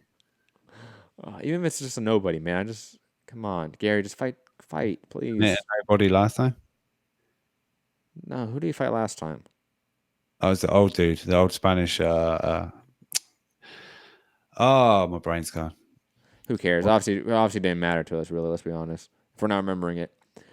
Steve Kim, good friend of the show, LOL, reporting December 14th is going to be an incredibly busy one in #boxing. Along with the ESPN card at MSG, I'm told that DAZN is going this night with Danny Jacobs. And I'm not sure if Fox is still going this night. That's what he said. Kiko Martinez. There we go. Oh, my God. It was Kiko. That's right. God, that was bad. No, you're right. Dog shit. But digressing back to this, Danny Jacobs and obviously the Estrada Yafe fight, which has been attached to it. I don't know which one. By the way, on that Estrada and Yafe, the winner apparently is also going to be locked in to fight Rungvisai. I'm good for that. So, Trilogy. But that card, December 14th on DAZN, is what is being reported now from Steve Kim. Rob, thoughts on this card and it competing on this day with maybe quite a few events? Yeah, wasn't this was going to be Hurd Williams, wasn't it? Originally, wasn't that December 14th? Yes. Hurd Williams was originally December 14th. That obviously is no longer on the table. Williams versus Laura is the fight that they're planning. I don't know if that's still going to be on the same date. I'm assuming it is. And I say for the sake of the conversation here, let's say that it's still Williams-Laura on that same day. Is Hurd also on that same day? No, Hurd I think wants more time off. Oh. I think that was also one of the reasons. Yeah. It was the way it was. I think he wanted a tune-up as well, and I think he wants some more time off. Yeah, and it's getting a new trainer, right? So, yep. What was the question? Just what do you think of the car? What do you think of the fight? And also, what do you think of it on DAZN and competing on this day with some heavy hitters? Terrence Crawford on ESPN. Obviously, the lead-in is the it's not the Hall of Fame. It's the Heisman Trophy, right? It's the Heisman Trophy. Yeah. Ceremony. That'll traction. I mean, look, Crawford's in with his mandatory, right? Kavalauskas. Mm-hmm. But and just to Comey Lopez, though, I think is that's going to help a lot. Attraction for that. That's going to help that. I believe Conlon and Nikitin is finally getting done again. Yep. For this card I saw just recently. But yeah, as far as Jacobs Chavez, I don't mind it. I'm not like blown away by it, but you know, it's sort of two names we know and whatever, and Jacobs at 168. For me personally, Estrada Yafai, obviously I've got interest in that one. But yeah, it's going to happen at some point in the year where everyone seems to be clamoring for a date, and they all get one and make a card, and then it's pick your poison, you know. Yeah, if obviously Williams-Laura gets attached to Fox on that date, just from a pure numbers standpoint, it's going to be hard for DAZN to compete with that, even with a great fight like Estrada Yafai on the card. Because let's be honest, Jacobs Chavez isn't really a competitive fight, most likely. It's a fight with names, but some names are past sort of the expiration date, a la Chavez. Yeah, I know. You know what I mean? And Jacobs is coming off a loss, so he doesn't really have the hype and push right now that he needs for that fight in a way. And Estrada and Yafai are two small super flyweights. Like, let's be honest here. And it's hardcore. It's a hardcore fight. I tend to think some of DAZN stuff has been hardcore. Of course it does, yeah. Do you know what I mean? So it's, if you love your boxing and you know that you've got DAZN, but it's... Well, like I said, Rob, they opened the door for the international boxing market to the U.S., so naturally then you're going to grab hardcore content. Yeah. And then you're going to think that Jesse Vargas is a big name and pay him $1.3 million guaranteed. Boop, boop, boop, boop. Fuck that shit. Fuck boxing. Fuck boxing. Shout out to Jesse Vargas. He's over here at the moment. Cool. Also, Steve Kim. You're not here though. So yeah, but like we said, it is cool. Bring me over to the UK for what fight again? The Progress Taylor fight, and you come here for KSI Logan Paul. No, that's different dates. That's a different. What was it? It doesn't matter. It doesn't matter. We're good. We can do that anyways, guys. It's okay. But Steve Kim reporting about that I'm told is signed but has no date yet is Robert Easter versus Easter-Granados. Pretty good crossroads fight. Obviously, Easter coming off that really awful draw with Francis Bartholomew on Showtime, and Easter-Granados got knocked out viciously against Danny Garcia on Fox, from what I remember, right? I think that was like in February or March. I think this fight's fun. Like, I think from a stylistic standpoint, you know what I mean? Like, I don't know. Like, it's not a fight that, like, the winner is now a legit title threat at either 140. 'Cause I think this fight's probably gonna be at 140. But it's a good fight. It's a good matchup. It's competitive. It's probably gonna be a fun fight, or at least, let's be honest here, Rob. It has to be more fun than Easter's last fight. Right? Like, that thing was complete. I hope so. I hope so for people watching. Damn. That was a dumpster fire of a fight. Thank God we didn't do a live fight chat for that. And we almost did. Well, don't say we. I would not have been in a way. Hey, you weren't involved. I was, okay? Because it was. You're an Easter stan anyway. Hey, it happens, man. Like that Richard Comey fight still is like mainline that to my veins. That shit's amazing. But yeah, for me, look, I'm not hyped by this at all. Neither guy did nothing. It just that neither guy. I've never been high on Easter and Granados is Granada. I'm not like, hating on it. I'm not saying what a shit night of boxing. Well, it could be a really fun fight, but for me, I'm not personally hyped, ready in the anticipation for this. It's great card filler. You know, if this if this is on Wilder Ortiz undercard, if this is on any of the Charlo undercards, the Williams Laura undercard, you know, I'm happy. I think it adds value to the card. Like, it does a lot of good things. If it's a main event, the only way I accept it's a main event, Rob, because I do accept that, if it's on FS1. Because then it's designated to FS1 status and not Fox status. Yeah. You know, that has its own, I think, sort of connotation. Just for me, it's not...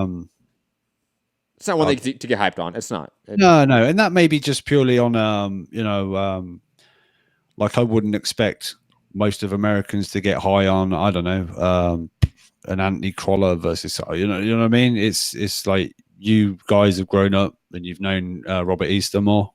He's American fighter, whatever.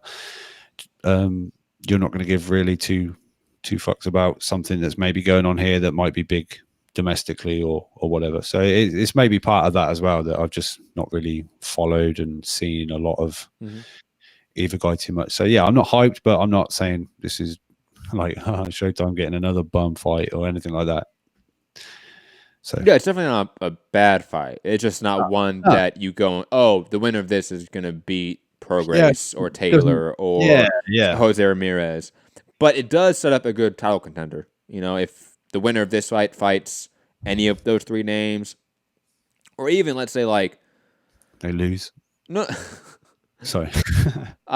If like the winner, let's say, drops down to like 135, like Easter, let's say if you want to drop down to 135, fight Loma, I'll be fine with that. Like I'll be like, you know what I mean? Like there's certain parameters, like I'm okay with the winner of this fight moving on, but I don't expect that winner to then win the next fight moving on. You get what I mean? Like they just set up a good title contender because we sort of know these two guys and their ceilings at this point in time.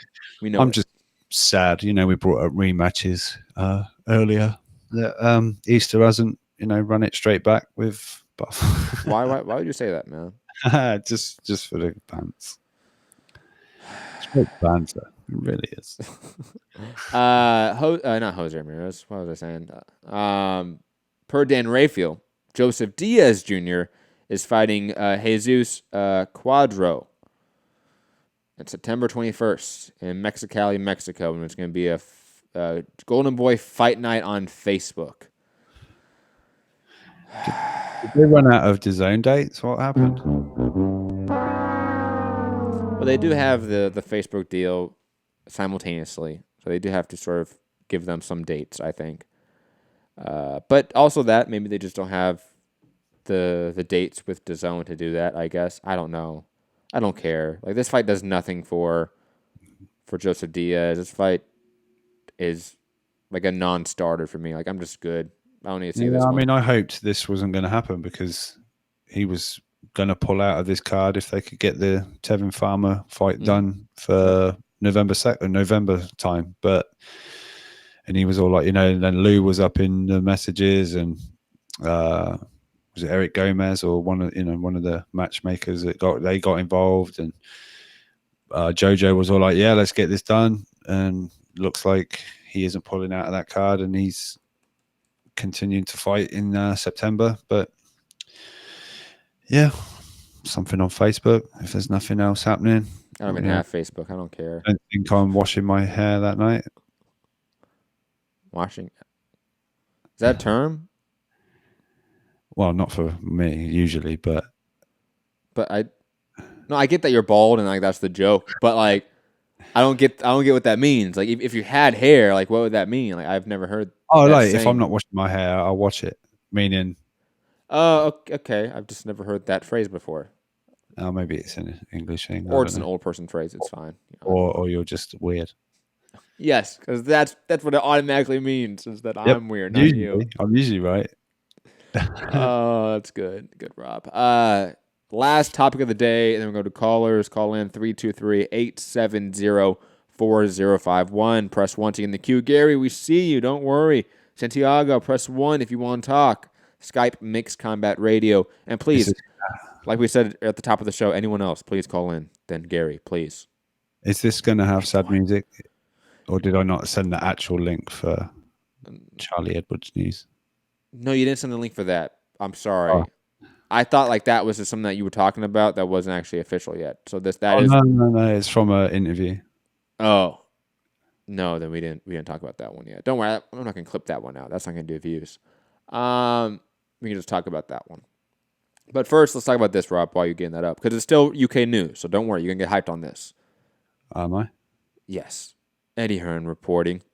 Oh yeah, this is good. I like Eddie Hearn reporting. Delighted to confirm we have reached an agreement with MTK Global's, quote, golden contract to air it live on Sky Sports Boxing in the UK. First up, the featherweights on October 4th. Rob, this is a topic that is purely for you because, I think I may watch this on ESPN Plus. I don't know if we get access to it. I'm assuming we get it on ESPN Plus because of the MTK ESPN deal. Yeah, but it might be separate. If it's Sky, it might be DAZN. So that's why I don't know yet if I can even watch this. I don't know whether to get hype on this yet and to really follow it. So, Rob, you've been following it closely, more than any other reporter on the ground. Don't set it up like that. I can't even remember what weight classes are in it. Well, featherweights are up first, Rob. Yeah, but I can't even remember the fighters. That's 126 pounds. Huh? That's 126 pounds. I know what featherweight. I don't know how many stones that is. I don't know the conversion rate. I hate when we get the UK cards now and David Diamante said 13 stones. I'm like, what is that? Did he make weight or not? I need it in pounds. Just tell me in pounds now, because I've been so fucking Americanized now with, and the divisions are like 126. I'm shocked the UK doesn't use kilos. Well, like literally shocked. Is it really that bad? Yeah, I am shocked. Like, what the fuck, man? Those socks are awesome. But yeah, I can't even remember the fighters that are in it, to be honest. I'm sorry. Let's go to callers. No, wait, we got that topic that you have to send me. No, we don't need it. You don't need to send me to me. But no, it's good. I was going to say it's good. This contract, the golden contract thing, is on Sky. Good exposure for the people on it, and I think it's a 6-figure, an X amount of deal signed up. So yeah, could be a big opportunity for the winners. It's basically our old prize fighter, I guess. But no, this is good. Yes. Last topic, technically. Sorry, guys. Technically, last topic. Charlie Edwards was interviewed by who? Seconds Out. Seconds Out. Lunatic is also saying that kilos is a European thing. Look, you guys, I know you're having this whole Brexit thing, but you guys are European. I don't know if you guys knew that. Sorry. You guys are on the same continent, We haven't even got a government at the moment. That's possibly true. Canada is North American, guys. Sorry. We haven't. We have no rudder. Well, neither do you, to be fair. Yeah, that's true. I mean, I have, stones, glass houses right here. Yeah. But Charlie Edwards was interviewed by Seconds Out, and he said that he is rematching Julio Cesar Martinez, who obviously should have probably beat him and been ruled a KO win. I'm kidding. It was probably rightly ruled a no contest, even though the process that it got to there was completely wrong. But they are rematching that infamous fight from just a few weeks ago, which was a really fun fight as long as it lasted. I can't wait for the rematch. But I will say this. Damn, Charlie Edwards, props to you for taking it, because I think everyone was terrified of Martinez after those shots to the body and just the combinations overall. We saw what he did to Andrew Selby and then to you. So I am completely terrified of this guy named Martinez right now. So Tanaka out there, you start training, because this guy's coming for you. Quote, I'm a true champion and I'm going to stay where I am. I want to retain my title.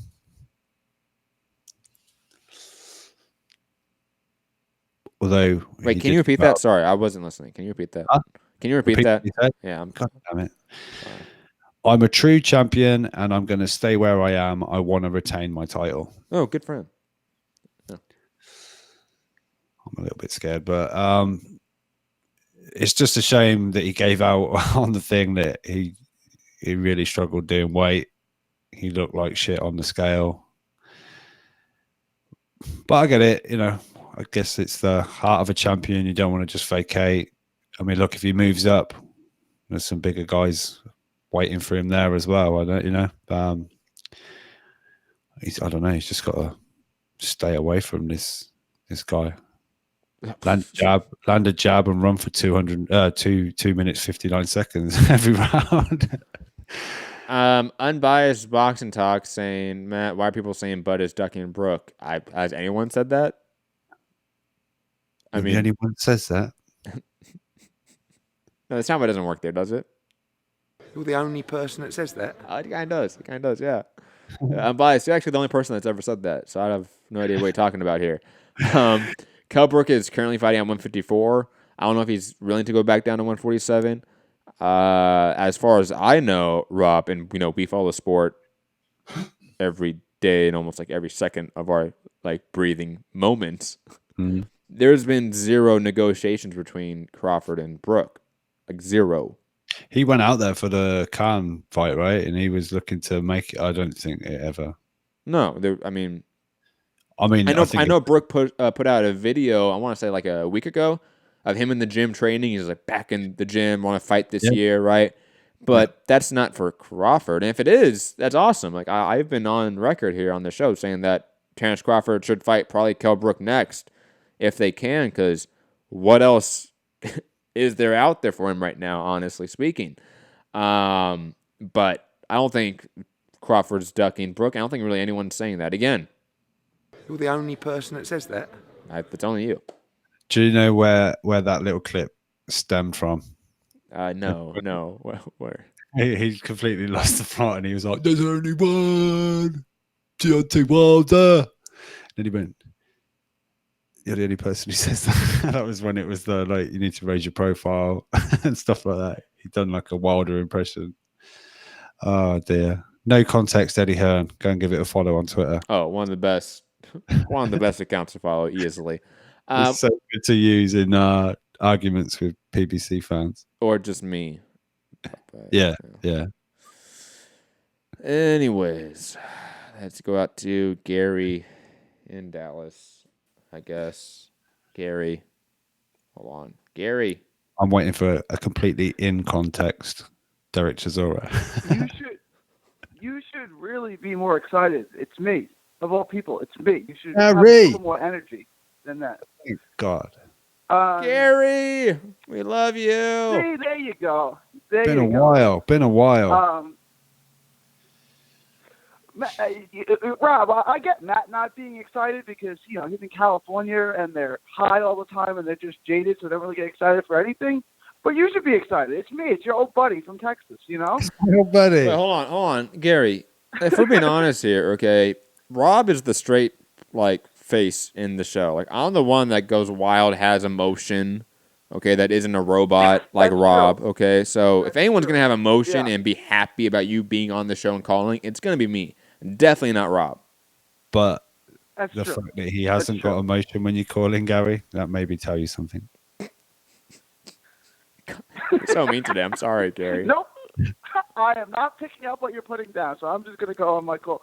First, Matt, you never heard the phrase a girl say, "Oh, I'm washing my hair." It's like a running joke. Would you like to go out with me next Friday? I would, but I'm washing my hair that day. Yeah, I would rather do some mundane. I'll put it this way. I've heard it more in that context than the way Rob framed the phrase. Yeah, but it was because I've got no hair.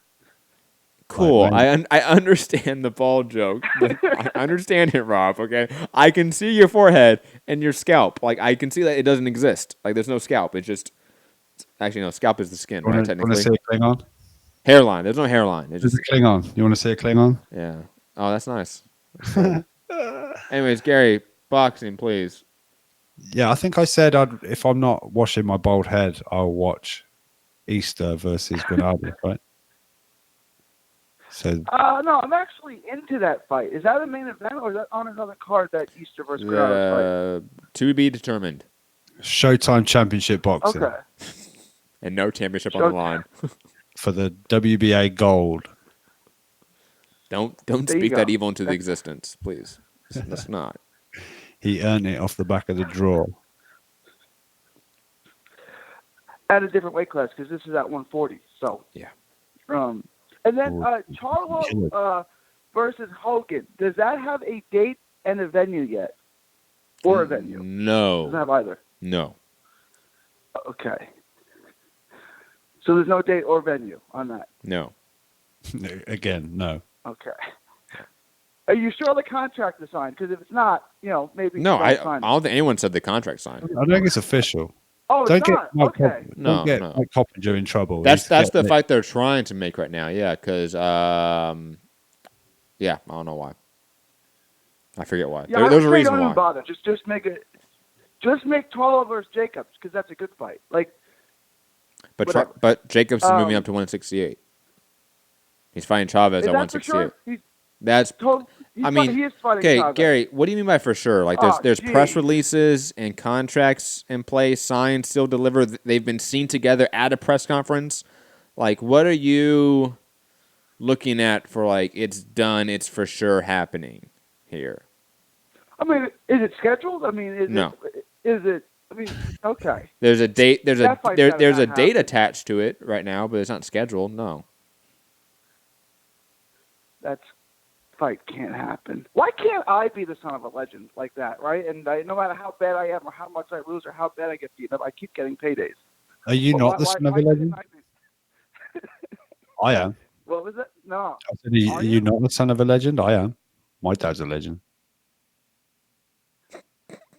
No, Okay, no, how he's come you not. haven't cashed in on that then? Well, he's not anymore, no. Then he's not a legend. Huh? Then he's not. Definitionally, he's not a legend. Well, let me say he was a legend.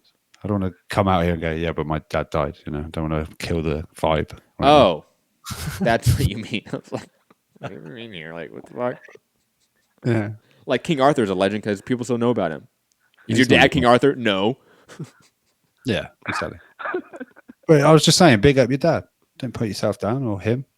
I don't know what we're even talking about, guys. Said he wishes he was the son of a legend. Oh, I get it. Right. Yeah. Big up. Because I could lose badly to everyone and still get big paydays like Chavez Jr. I wish I was born into like billionaires. I don't care about the legend I status. don't even need billionaires. Just like Just wealth. a good 100 million, I'll take it. you know? Nah, I want the billions because the estate tax, man. Come on, the estate tax. come on, man. Yeah. Be smart I about pay it, bro. taxes. We don't have a state tax or an estate tax. Texas doesn't have Texas doesn't have a quote death tax. Really, shocking. No, sir. No wonder. Yeah. There's too much. No wonder all the wealth stays with the fucking Walmart family. Way to go. That's where you buy your bullets. Not anymore, right? Oh, Walmart? No, I think they got rid of that finally. What bullets? Did they get rid of all bullets or certain types of bullets? Ooh, I don't know about that, Gary. Oh, is it the real, like, Because I'll be honest, when I saw that headline that like Walmart was going to take like gun ammunition off the sales or whatever, I'm like, yeah, right, sure. I think it's just the armor-piercing tank rounds that they've took off. That makes sense. Yes. For the automatic rifles. Yes. The ARs, as they are called. That you need for rabbit shooting. Gary's getting really triggered. Triggered. Rob, have you ever fired a gun in your life? Have I what? Ever fired a gun in my life? Yeah. Don't incriminate yourself here, Rob. Yeah, a shotgun. clay pigeons. Oh, I don't know where you are. It might be.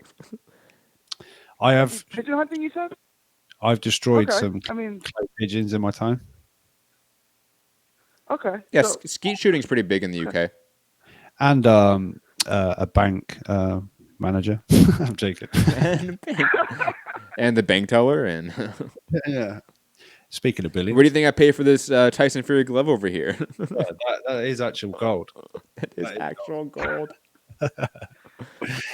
But no, it's not my thing, Gary. I couldn't even kill an animal with a gun, to be honest.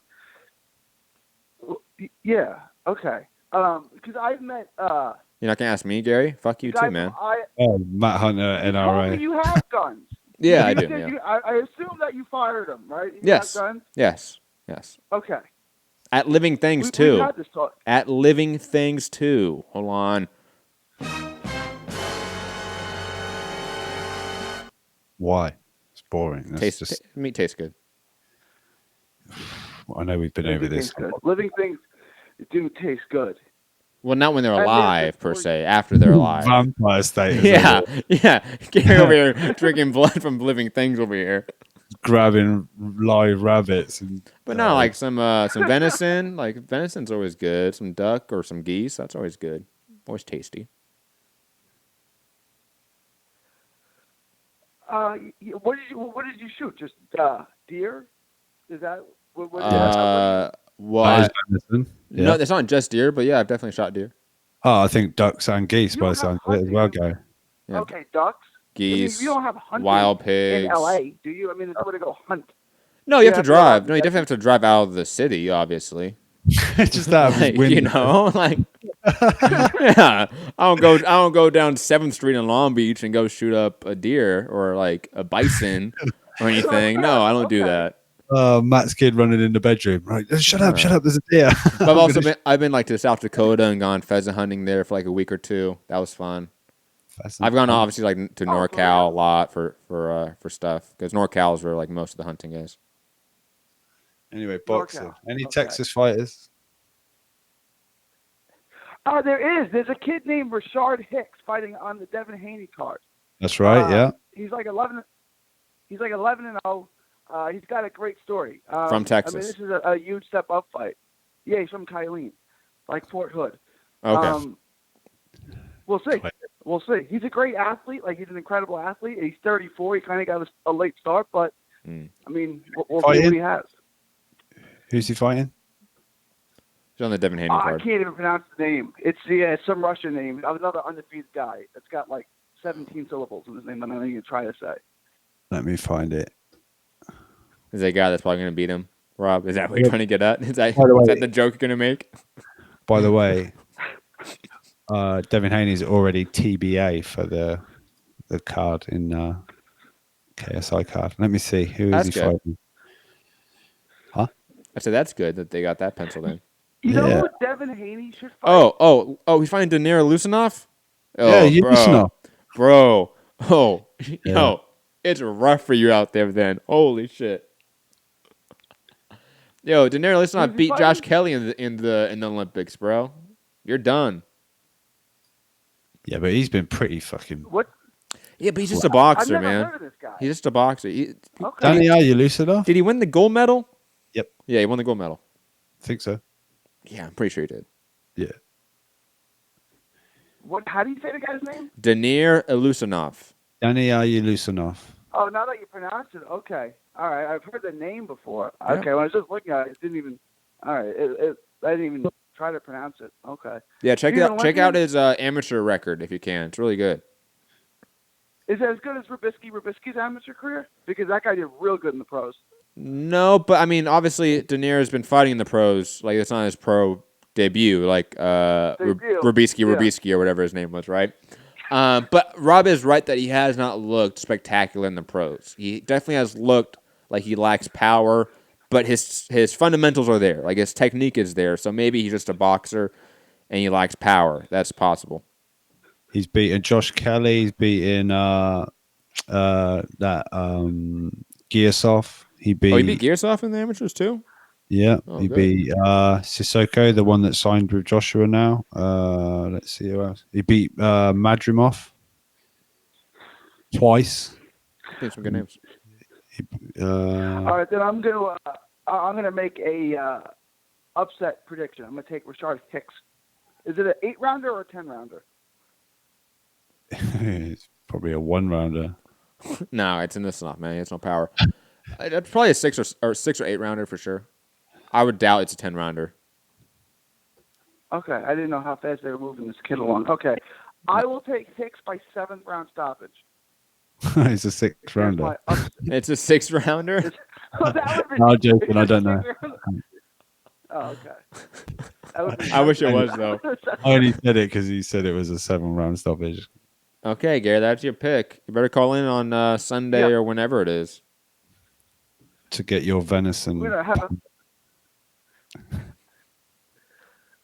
oh yeah, about that. I was talking to Andy from IFL at the Ramirez fight, at the Hooker Ramirez fight.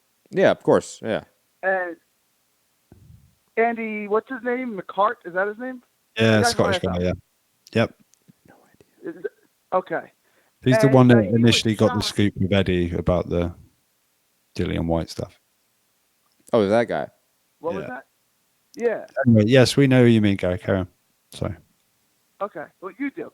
He was shocked that the cops had guns in the U.S. That is. You guys, yeah. your cops don't have guns? I guess not.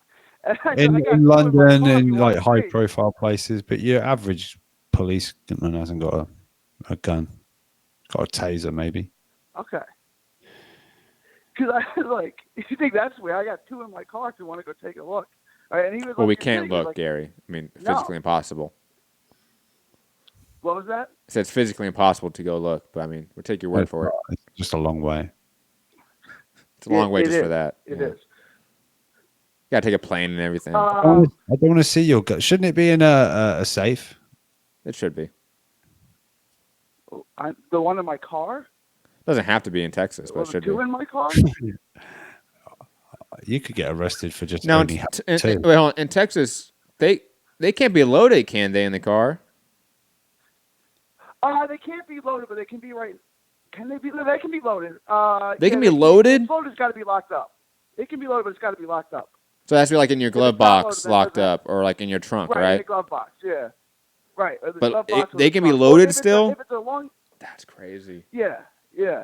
That's Do nuts. you know what? If you didn't have a gun, it wouldn't have to be loaded. That's true. You're encouraged to tell law enforcement, like if I got pulled over for speeding or running a red light or whatever, you're supposed to tell the cop. I don't know if you have to, but they encourage you to if you have a loaded gun in the car. But you could have like a rifle that's loaded that doesn't have to be locked up. It's just and pistols, revolvers. Yo, that's crazy. You can also get ammo at a gas station. So Walmart getting rid of ammo doesn't really hurt the consumer that much in Texas. I mean, other places I'm sure it does, but I can. All the local gas stations on the news of Walmart. Yes. Oh my God. Shout out to Texas, man. It's fucking backward, man. You know, Rob, it's a reason. Having guns is the reason why I watch baseball and not sipping tea watching soccer. That's not why. Okay. That's not why. That's not why. That is absolutely no. why. That's not why. Absolutely, that's One of the reasons why we won the Revolutionary War, it's not because we had guns, Gary. It's because the UK was going through a massive, massive economic recession at the time due to the 7 Years' War. Conversely, you had France at the time greatly upset their trade routes. So was Spain. So you had an economically weak UK that really couldn't transport troops to the New World like it wanted to. And that largely led us to win the Revolutionary War. Purely economics. If you didn't have guns, you wouldn't have been able to fight them off. But Gary, you're talking about 300 years ago where first off, Gary, you're talking about 300 years ago where we had only muskets. You want to take that? Hold on. You want to take that pump act? Hold on, Gary, I'm talking now. You want to take that pump action shotgun and that Colt 45 out of Abrams tank? Have fun with that, buddy. I don't know what that means. When I take it out an Abrams tank? Yeah. So you're gonna do you not understand? All right, Gary, here's the thing. Okay, Gary, whatever you have in your car or in your safe at home is jack shit compared to the military. Hold on, Gary. Let me finish, Gary. Comparative to 300 years ago, when the biggest gun you can find was a musket, okay, or a cannon, okay. And guess what? We stole the cannons from the British military. We didn't even have them. We had to go steal them. So, Okay, so Gary, first off, you're wrong. They had automatic guns 300 years ago. It was called the pickle gun. You can go pull it up, okay? They also had Gary, Gatling Gary, guns came out about 200 years ago, so you're wrong about that. But no, Second Gary, of all, Gary, how come every single time- Gary, I'm muting you because you're just fucking wrong. Okay, the Gatling gun. You're talking about a Civil War era weapon, my dude. You're talking to a history major. I went to college for this shit. Okay. I didn't watch Fox News and read up on history from Bill O'Reilly books, okay? Like other Texas yahoos, Gary, okay?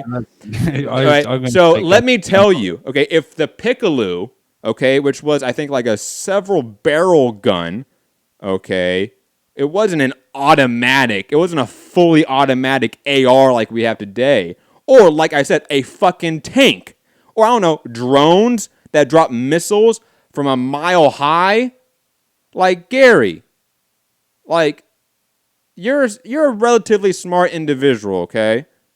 You should realize that the economics of warfare today are drastically different, okay?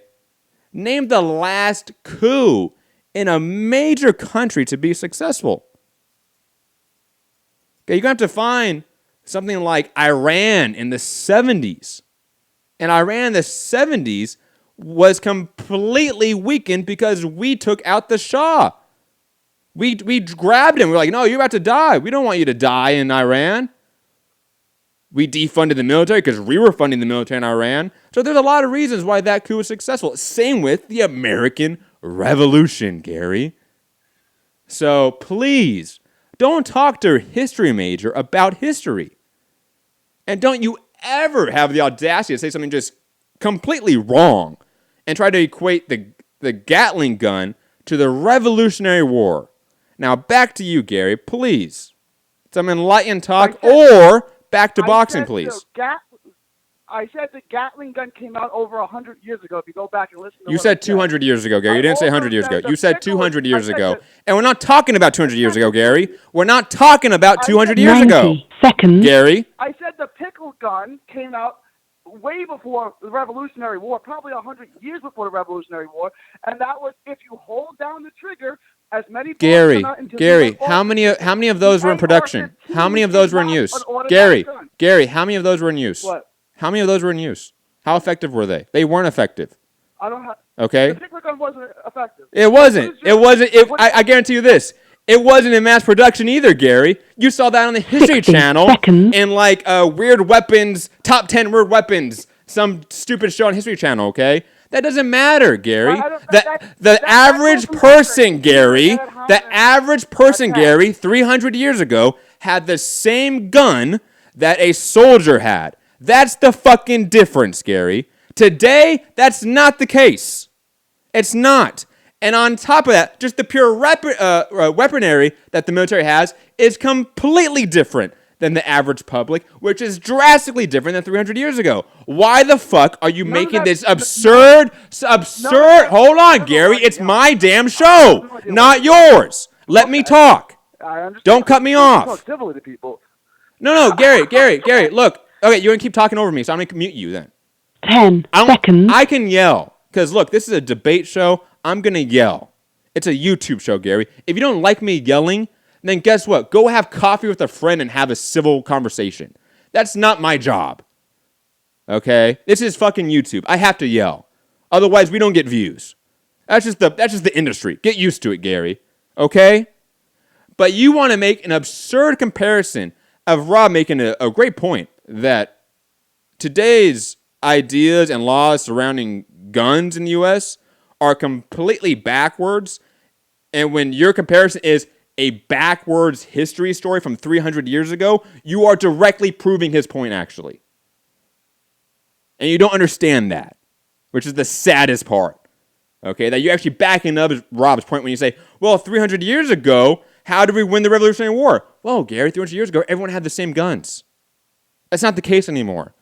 Things like tanks were evolved, aircrafts, warships, things that, again, evolved that the average public doesn't have. So, again, don't make a comparison from 300 years ago, Gary. Don't. By the way, Sorry, go, Rob. Luis Ortiz was in that war. That's funny. So, Gary, I'll be honest. I have no further time or patience for this conversation because you're just flat out wrong in everything you're saying, and your comparison's bullshit. Okay? I'm a gun owner, and at least I can be fucking objective about our gun laws. So I'm not in the mood for this conversation, Gary. You can either talk boxing or get off. So I'm going back to you, Gary. And please. Boxing. It's awesome when I didn't say one thing that was right. Everything you I did. Is actually correct. But let's move on from that. You did. You did say stuff that was wrong, Gary. You did. You did say stuff that was wrong, Gary. I said nothing that was No, wrong. you did. You did. Gatling gun came out over 100 years ago. You said 200 years ago. I said... not 100. You said 200. Around 100 years before the American Revolutionary War. That's a fact. Okay?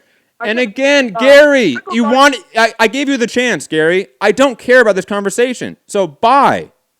Bye, Gary. We'll talk to you tomorrow. I don't care enough. Okay? You use that as a defense for your point.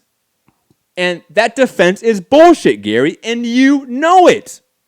So we're moving on. We have no other callers. I'm sorry the show has to end this way. On this note, that Gary has to be some Texas ranting about guns and the Revolutionary War and Patriots. But fuck that. I don't got time for it. It's a boxing show. Okay? Rob, any other points? We're heading out of here. I don't got time for this bullshit. Good luck to Danielle. You loosen off at the weekend. No, thanks everybody for tuning in. We like to bring all combat chat as much as we can. Mixed Combat Radio. Did exactly what it says on the tin. Hit that thumbs up, share the show. Or maybe not this one, but oh dear. Yeah, I'll catch you on the next one.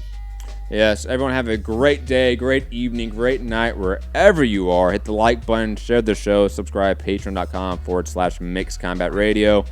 And guess what? Have fun using that pickle gun, the tripod-mounted, single-barrel flintlock weapon. Wait. Fitted to a manually operated revolving cylinder. Yeah, the average Johnny on the block had that shit and was fighting the redcoats with it, Gary. Fuck out of here.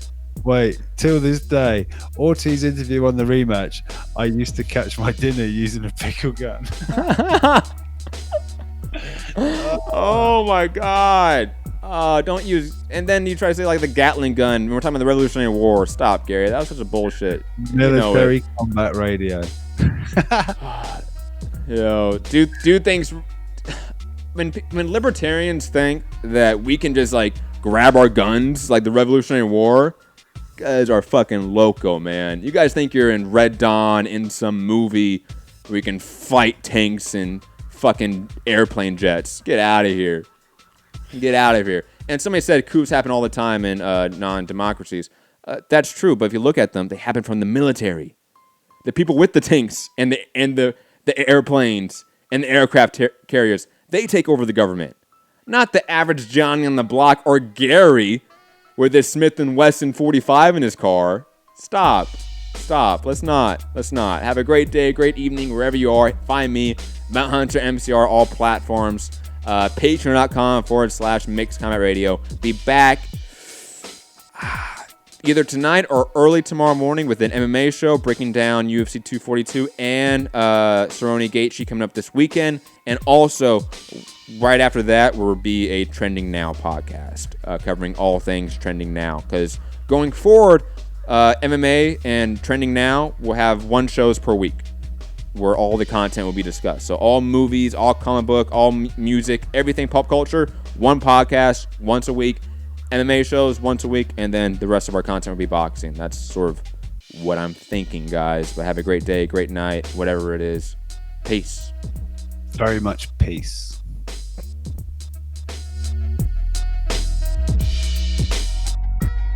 Everybody's on steroids. The whole UFC, everybody. Are you off your tits? Have you been smoking something? Fuck that shit. Fuck boxing. Fuck boxing. You're the only person that says that. Hey, pussy, are you still there?